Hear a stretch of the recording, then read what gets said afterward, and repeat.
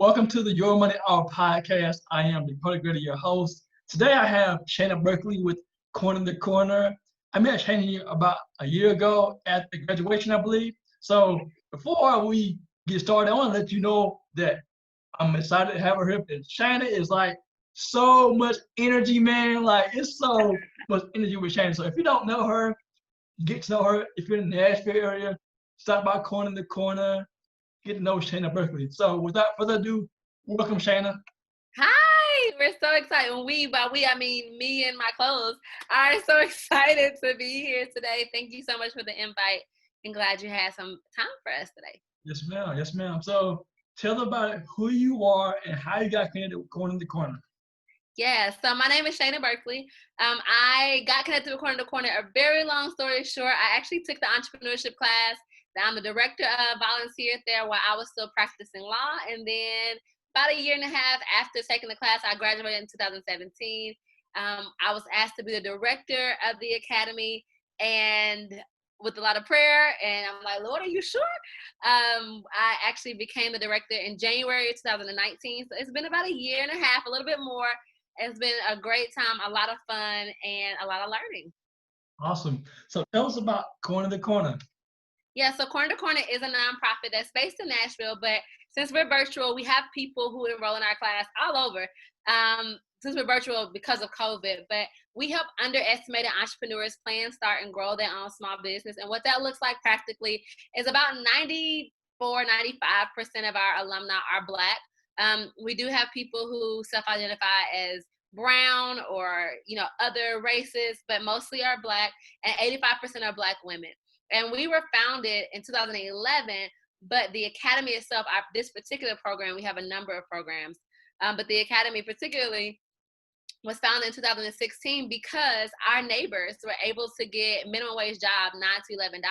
But at the time, the minimum wage was $9 to $11, but the living wage, what you need to make ends meet, was $22.65 an hour. In 2020, right now, is $24 an hour. So the minimum wage is doing nothing to help our neighbors not only just make ends meet, but invest and grow and leave a legacy for their family. And so the best way we can do that to start small and start now is entrepreneurship. That's what we've been doing and growing and flourishing in. And it's been a long, great ride. Awesome. Awesome. Yeah, actually, I didn't know you went through the program too. Yeah, I went in 2017 for my personal small business, the FashionChase, and it was something I was doing on the side as I practiced law. And then when I became the director, I still do that, but people know me for Corner to Corner. So the FashionChase is kind of like this underground thing. They may have heard of the business and not knew it was me or vice versa. So tell me, how did you go from practicing law to now directing a nonprofit? Yeah, so the first gateway to that was me enrolling in the program. And I honestly enrolled, and this may be where a lot of people are. I was in school so long. I graduated, when I was 25, and I passed the bar, and I made these lists. Like, I did all the things that I wanted to do. And so I turned 25, I got a job, and I turned to my friends like, all right, y'all, let's start living. They're like, girl, we've been living since college. So my friends had moved away, and they were in committed relationships, and they had kids. And I was like, ooh, I just want to go to happy hour, right?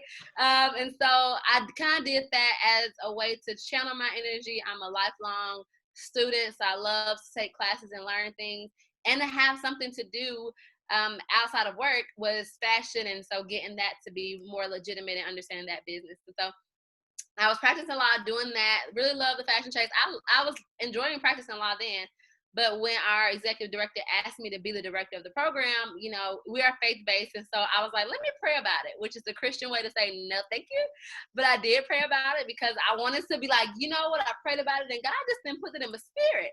But as I was praying about it, and I honestly prayed about it for a number of months, like it wasn't days. It was like 8 to 11 weeks. I was like, let me get back to you. I don't know if my prayer life is strong enough, but I'm just feeling like he's saying yes, and I don't understand why, because we worked so hard for this degree, Jesus, and now you want me to throw it away.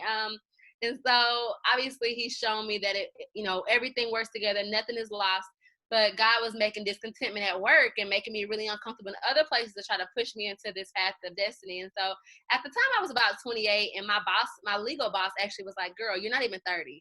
Try it. If you hate it, quit. You can come back. She was like, I understand. This is not like a burn bridge situation.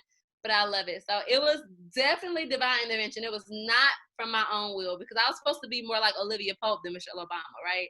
I was trying to run the world, and God was like, no, ma'am, I need you to help this corner of the world, help my people grow and flourish. So it's been good.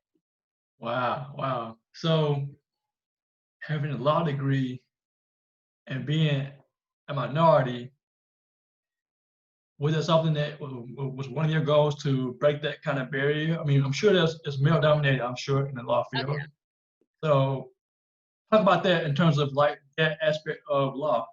Yeah, I mean, if I'm taking myself kind of rewinding back the decade or so in law school, really what my thoughts were. I didn't really I loved law school, right? But the thought of practicing law, like the application of it, felt very disjointed from what you learn in school. And I feel like a lot of people who get professional degrees may feel that way, or even an undergrad degree. You can have an undergrad degree in psychology, and child, you don't know nothing about psychology. So school is very disjointed from the practice, and that's a whole different conversation that I think we should have. But we, the society. But I was in school, and the only thing I really liked was entertainment law. And I was like, that I did have a conflict, because as a Black person, you're always encouraged to help your community, which usually looks like criminal law and or family law, right? Something along those lines was really in the gutter. But then I learned that 60% of all music in the world is created by Black people. Black Hmm. people sell more music in other people's country than their native music. Wow. People who don't speak English know songs written by Black people in English, right? It's crazy. The only English they know is the song. They sometimes don't even know what the song is saying. But you know how we all say Despacito, child. We don't know what that means, but we like it, right? That's the rest of the world to our music. And so I was like, wait. This is really something that affects the Black community even more so, because we are creatives, and that, like it or not, I mean, it's people who they're, quote unquote, if you believe in our calling, may be social work, but because music and athletics seem like the only way out, they're really pushing that hard. And so that is really a goal and a path that we see. And so I thought, okay, entertainment law is a good space. Now, we all know the first thing you do when you go to school is what? Get a job, because you got to pay bills. And so I actually practice healthcare law, which I worked for the state, so I actually did come in contact, help, and educate a lot of minorities, not just Black people, mostly people who were of Spanish descent, which is also very rewarding and educational, opened my eyes to their experience as minorities and reminded me that Black people aren't the only minorities, right? And we have these things that are alike, but also different needs and things of that nature. So it also was an education process. But yeah, once I was in law school, I thought, who knew that entertainment law was really a big open space where Black people are being taken advantage of, that we have a big niche in, and that we honestly get paid pennies on the pennies, not nickels or dimes, pennies on the dollar for the music that we create for the entire world. So Wow. it was a holistic experience, and I would say I would do it again, but when I pay my law loans back and I don't practice law, it hurts a little. I'm not gonna lie. And I remind myself, the Lord said nothing is wasted, so I'm gonna trust Him at His word. But it hurts. I'm not gonna lie to you. Well, maybe you can use that degree for practice focusing on healthcare law or entertainment law, and royalty law, right? Royalties and entertainment. Yeah, I think that right now my life is very full. In about 18 months, I'll be the executive director of Corner to Corner. So our executive director is actually stepping away to explore the dreams and goals that God has given to him, and entrusting me with the baby that him and his wife created almost a decade ago. So it really is honor and a joy, and something I never envisioned for myself. So this is great, because God is allowing to refocus me. I saw law clearly, and sometimes I can run ahead of God, because I was like, God, I see where we're going. I'm gonna run ahead. But with this, there are no train tracks set.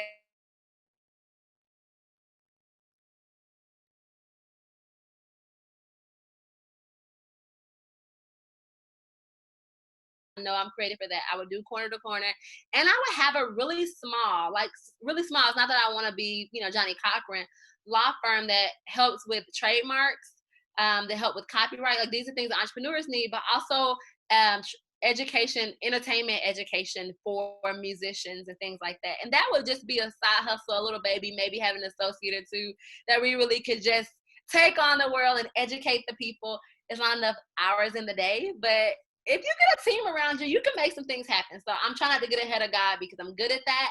But yeah, in a perfect world, that would be something I would explore.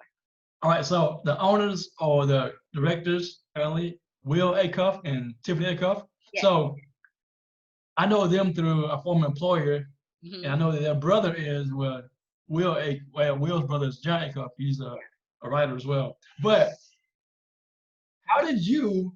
Well, let me say this. Let me back up. Okay. I saw the video about Will's why behind him elevating you to where you are, and that was just awesome. Talk about that for a moment, please. Talk about that. Yeah. I always joke and tell him, like, when you tell the story, make sure the people know I wasn't like some random person that you're like, hey, here's the key to the kingdom. I am qualified. You know, we joke, and sometimes he's like, Shana has more education than I do, right? But I'm her boss. But I will say this, Will is the best boss. He hates when I call him my boss. He's like coworker. I'm like, you sign my check, you're my boss. I don't feel any power struggle there. But again, if you're used to corporate America, you just kind of used to churning in this certain way. And so sometimes nonprofit pivots. It has different vocabulary and different like spirit of like community. I'm like, lawyers aren't really like that. We're just logistical in that way. But I will say he is the best boss because he's very focused. He's very driven. He is a visionary. He has lots of things. Even when we're doing great, he's always like, we can do more. He has a great balance of empathy and authority and community, but sometimes you need people to make those executive decisions, and those are great as well. And so the balance there that you don't usually get in corporate America, or, you know, something that feels a little bit more touchy-feely like the nonprofit life. He has that great balance because he's worked in both. And that's how I feel like I show up in the world. And so it works for the two of us to be able to like speak candidly, like, yeah, that's not gonna work for me. Or, you know, everybody kumbaya, we need a hug, cross session. That balance is amazing. And so how that even came up was I was, you know, working for the Academy, which is our entrepreneurship program. And when I started early 2019, we had 3 locations. I had about 80 something people. That's not true. I probably had I remember. I had 64 people enrolled. That was the biggest class I'd ever done. But the class before that was about 34 people. 64 people were like, yes, that started March 2019. And between that class and the summer and me talking to people, and it ended up growing from 3 locations to 6 locations. It doubled in 4 months. And I went from having 64 people enrolled to 90 people enrolled. So I was like, okay, you know, it's getting kind of crazy out here. It's a lot of moving parts. And one thing about our program is not only do we have students, but our teachers, our facilitators, are people who used to be in our program or small business owners, and they are paid. We pay them because we encourage in our students that, hey, your God-given talents, dreams, and creativity should be compensated financially. That's financial equity. And our economy and our society has taught Black and brown communities that you should give away your stuff for free. Now Walmart gonna charge you, okay? But no, give away your t-shirts for free. No, ma'am. And so we want to model that with our teachers, that they also get paid. The living wage is $22. They get paid about $19. Again, as that moves up, we're trying to bump that up as we get more donors because we are a nonprofit. But $19 an hour is still better than the minimum wage that people are making their full-time jobs. It's nuts. And so I able to have double my facilitators. I doubled my spaces, right? Things grew so fast. Today, I'm in my 4th cohort that I'm running as a director. I went from starting last year with 64 people enrolled, so I have 115 people enrolled, 7 locations. We've been through a tornado. We've been through COVID, like all the things that are happening, we're pivoting. And so I think that in Will's eyes, at least, and not only in his human eyes, but his spiritual eyes, believe that God was asking him to find a successor who had a heart for the community, who loved corner to corner, who would give and does give of themselves all the time, work all the time for the community, and allow him to kind of explore other things. And that God asked him to do that. He kind of talked to me about it a little bit. I was like, hey, let me learn my job first here before we can kind of get there. But as I've grown, I've seen that that's really what God wants for me as well. And I've learned, I'm only 31, but trust me, I've learned in my life not to fight it. So I'm rolling with it. We're going to see. We're going to see what the end is going to be. So that's kind of how that all unfolded. I know there's a long way to tell the story, but here we are. That's fine. And I like his heart behind it too. I think in the video he was saying that basically in corporate America, in roles that are, say, executive roles, there aren't many minorities, Black women that is. So he wanted to elevate you because he is privileged. You know, Yeah. as a white male, he's privileged. He said, in my opinion, I got the privilege. She doesn't. Let me step aside and bring somebody else in who is talented because Right. you got it. You obviously got it. And who knows the business. One, and two, I can coach her. Right. I know her. So I like, man, there is one thing I really love about Will. He's a follower of Jesus. Right. And man, this guy, he saw that. And I really congratulate you for doing the best you can do and him for identifying the talent that he was in front of him.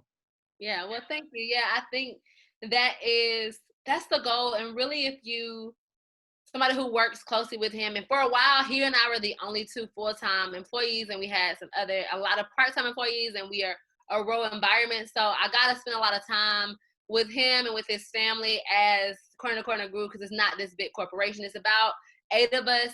Right now, I think it's 3 full-time, and then the rest are part-time. And he really does not have insecurity about who he is and what God has for him, and that he'll be able to land on his feet. And I found, if you work with people like that in an intimate level, you get eyes to see, oh, okay, this person doesn't necessarily think I'm not talented or that I'm not able, but they feel like if they stepped aside, then they would be left behind in the wake of somebody taking up the mantle. And so it's the idea of everybody gets a piece of the pie versus, no, this is like a river. Like when you take a cup of water from the ocean, trust and believe the ocean does not miss your little cup of water. And so if we as Christians and as we as society see everybody's role in the world as a cup of water from a bigger ocean instead of a piece of a very finite pie, then we can see ourselves zigging and zagging and moving and transitioning in ways that are not only fulfilling to me as Shana as the person who will take up the mantle, but Will's life will be fulfilled as well, because we believe that on the other side of this transition, that there's something else for him that's waiting. And if he stays here, he won't be able to unlock his full potential in the same way that I wouldn't. And so potential doesn't stop by your age or how long you've done it or because you founded it or because of your race, gender, or economic status or education. It really does not depend on that. And so as we model that, we hope, A, that our community sees our heart for them, B, that they can model it on their own life, and see that other nonprofits, specifically Christian nonprofits, who are stewarded by people who have no connection, no understanding to the community, that their hearts are in the right places. It's not to say that white people can't help non-white people or Black people can't help non-Black people. Like, no, everybody, we're all together. But that sometimes there comes a point where it's a point of transition, and you should be able to do that with a heart of joy instead of with your hands closed. Having that abundance mindset is important. Abundant mindset, yes. You have it in your life, you have it in your finances, as you talk to us a lot about, and we just believe that it will multiply. Abundance multiplies. That's true. That's true. So, what are some of the challenges that you think you face in your new role? It's like an 18-month process, right? Yeah, it'll be about a year and a half. It's funny because he keeps saying 18 months, and I'm always frustrated. Like when you meet somebody who has a new baby, and you're like, "How old is your baby?" And they're like, 18 months. I'm like, "Your baby's a year. Why are we counting in months? They're a year old, right?" So it's weird for me to say 18 months because I want to be like a year and a half, like it's not, but I'm just going to go with the verbiage by which we're using. So it'll be about 18 months, a year and a half. And it's a lot of things. Again, I said in our first video, and if you visit us on YouTube, youtube.com/corner to corner, follow us on social at Corner to Corner, then you'll see I have a very finite role, and I've expanded and I've stretched and I add to my job, and my plate is full in a very beautiful, grateful way. But I kind of do my own thing. Will may not know. You can go to him and say, Shana said this. He's like, oh, she did? Okay, let me talk to her. And vice versa. He has a whole bubble of things that he does and muscles that he works and skills that he has honed. And it's really just top notch. I mean, whatever he does after this, if he decides to work for somebody else or with somebody else, they are really getting like a top notch. God is giving you a gift, right? And the same gift that I've received over these past year and a half. And so I don't have those skills. I have other skills, but the skills that he has about fundraising, the skills that he has about reading a room, the skills that he has about grace, the skills that he has about follow-up. Listen, follow-up is a skill. I do not have that, and it's part personality, it's part legal. I always joked and told him I used to work with the legal assistant, and when I sent her an email, 9 out of 10, now that's off my mind. I asked you to do this, and it's gone from my hands or my heart. I'm ensuring that you'll do it, and I had a great legal assistant, and she would. But he'll ask me to do something, and I'll do it. And he'll say, hey, did you do so-and-so? I'm like, yeah, you asked me to do it like 3 days ago. And he's like, you didn't tell me you did it. I didn't know there was a done checklist thing, right? So I have to kind of get that muscle working to where it's closing circles and follow up and check and redirect and check and balances and all these other things.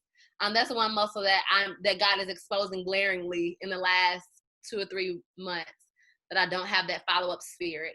Fundraising is hard. You know, fundraising as a minority, fundraising as a woman may be even more challenging, especially my personality is a pretty direct person. I always say I'm not passive aggressive, I'm aggressive. And what I mean by that is not that I want to fight, but that I say how I feel. I want you to say how you feel. I want you to receive my heart as passion and love, and vice versa. I have an optimistic, outlook on most people. So even if it feels harsh, I'll try to either tell you like that was harsh, or take it as what I would want it to be. And so when I get passive aggressive people who may not say, I prefer when it was a white man running this, I'd be like, is he trying to say that, that ain't quite the way to do it. And so it's a lot of things I'm going to learn about, not to say I don't have finesse or class or character, but the way that I show up in the world is very specific. And I'm learning to make room with lots of different personalities, and then just be able to say it is what it is, it's not what it's not, because we know that God is our source and everything else is a resource. So those are just some things that I can foresee now, right? As we get closer, it's like zooming in or magnifying things. At first you can see the bigger picture, and as you zoom in, you can see the details. So I'm sure if we have this conversation in 6 months, 12 months, and 17 months before it really happens, I have a very thorough answer for you, but we're working it out, making checklists and having those small teachable moments each week. Awesome. So I think you will have it in a year and a half. Yeah, I have no choice at that point, Yes. unless he decides to say, never mind. Yes. But as far as I know, he doesn't have any other options but me. So I feel kind of secure in that. Awesome. So before we close, Yeah. what is something that you can leave with the audience that they don't know about you, or just whatever you want to say, close up shop?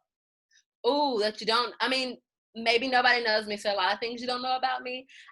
This is a random fact, fun fact. The best part of my day is getting dressed in the morning. I joke and say it goes all downhill from there, which is a kind of pessimistic thing to say. But if you look good, you feel good, right? So that's a something to know. But I think really more so is the question, the harder question is like, what can they kind of carry with them? And I would think that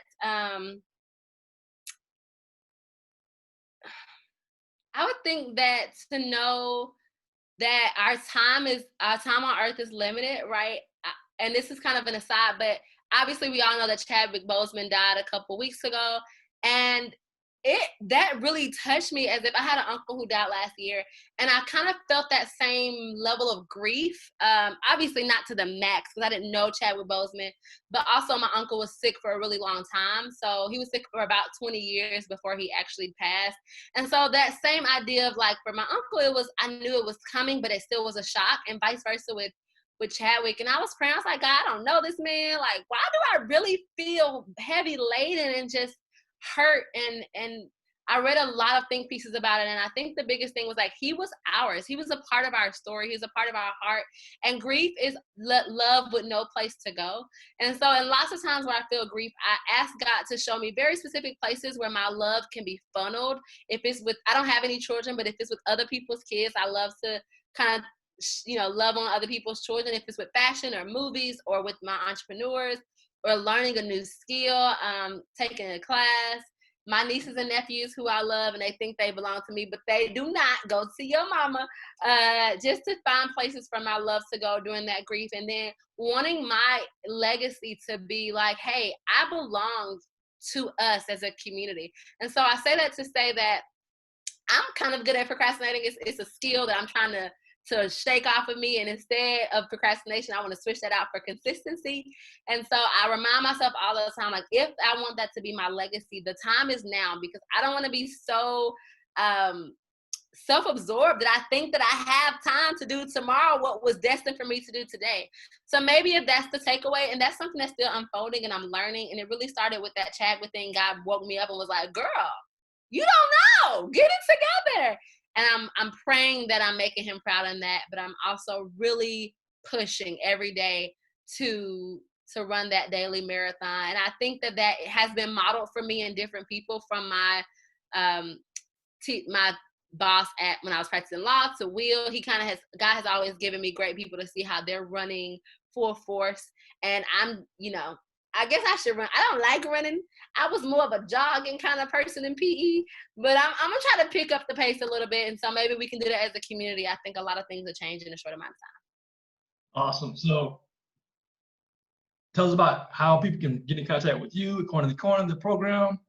Yeah, so if you're interested in just learning more about Corner to Corner, I always say our best point of attack is our YouTube page, because you can watch like so many videos about different niches and things that we do. So you can put a face to a name, you can kind of get the heart for it, and it's enjoyable. And you can listen to it as you wash dishes and cook dinner. That's youtube.com/corner to corner. That's TO corner to corner. And our little emblem is a green CC.